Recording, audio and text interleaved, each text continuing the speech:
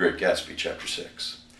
About this time, an ambitious young reporter from New York arrived one morning at Gatsby's door and asked him if he had anything to say. "Anything to say about what?" inquired Gatsby politely. "Why, any statement to give out." It transpired after a confused 5 minutes that the man had heard Gatsby's name around his office in a connection which he wouldn't reveal or didn't fully understand. This was his day off, and with laudable initiative, he had hurried out to see. It was a random shot, and yet the reporter's instinct was right.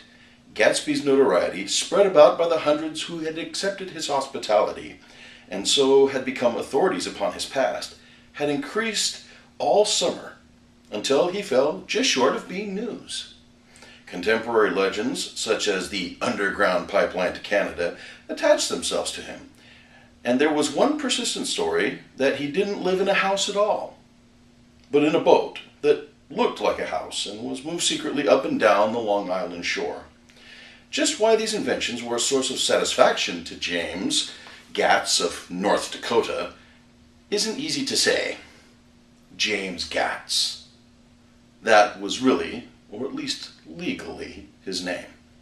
He had changed it at the age of 17, and at the specific moment that witnessed the beginning of his career, when he saw Dan Cody's yacht drop anchor over the most insidious flat on Lake Superior. It was James Gatz, who had been loafing along the beach that afternoon in a torn green jersey and a pair of canvas pants.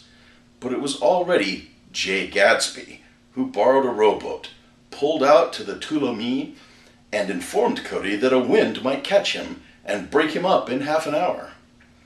I suppose he'd had the name ready for a long time, even then. His parents were shiftless and unsuccessful farm people. His imagination had never really accepted them as his parents at all.